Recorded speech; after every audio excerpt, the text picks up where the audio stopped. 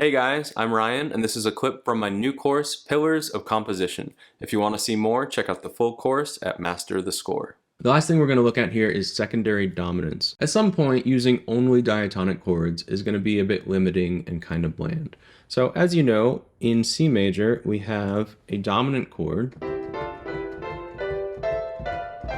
on our 5, and we can also consider it a 5-7. Right there, that is the home dominant chord in C major.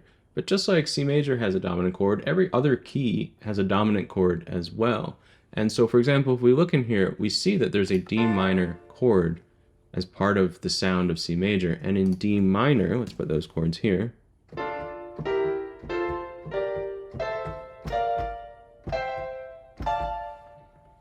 When we raise that leading tone, and actually let's put the 7th on top,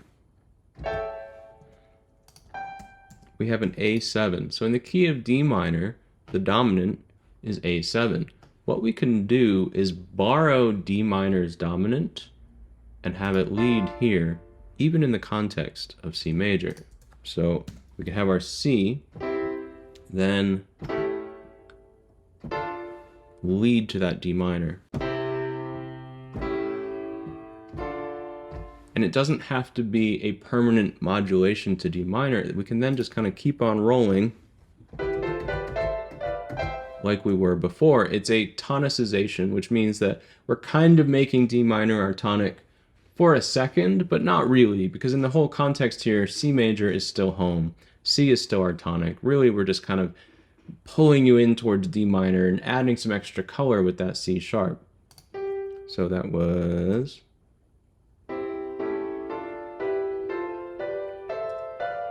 You hear it's a pretty passing thing. It's not, we haven't just suddenly lost our minds and we're in D minor now. It happens pretty quickly. So we have this option for all of our diatonic chords. I think we're going to ignore 7 diminished. Sorry, buddy, as always.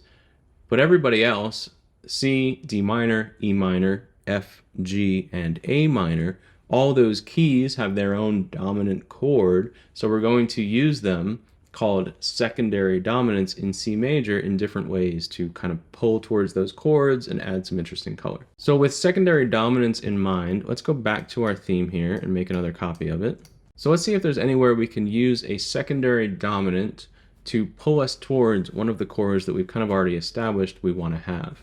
For example, we can't back up from the very beginning. The E minor here, the dominant chord in E minor is B7.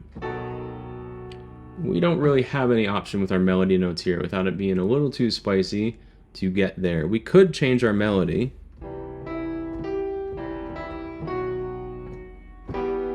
But I don't really want to do that. Our next choice is this F here. The dominant to F is C7, which has a B flat, but our melody has a pretty prominent B natural. I don't think that's going to be a good candidate. To our 1 chord, it would not be a secondary dominant, it's just a dominant. So let's look for some places where this might actually work. One that stands out to me is this F chord.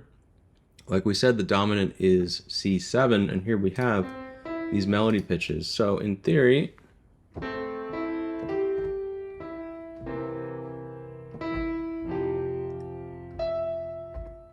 that could work.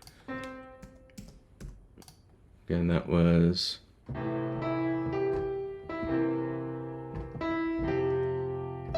So that is pulling us in to that F6. Also here, the dominant chord from the key of G major is D7.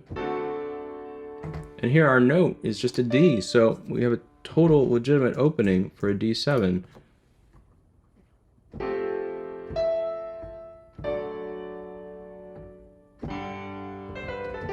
That will work. And also something we can do, again, always thinking contrapuntally.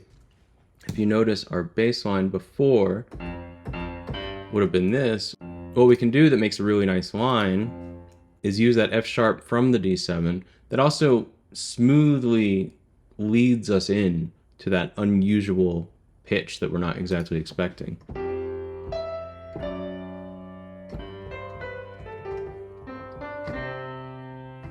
So both of these spots work. This is also Although this wasn't a sentence form, this is more of a period form, this is still bars 5 and 6, that kind of spicy continuation region, so it kind of worked out in this case too that those chords ended up there.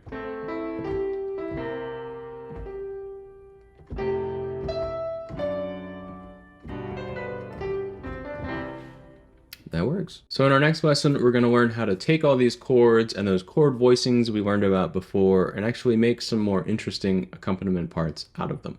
See you there.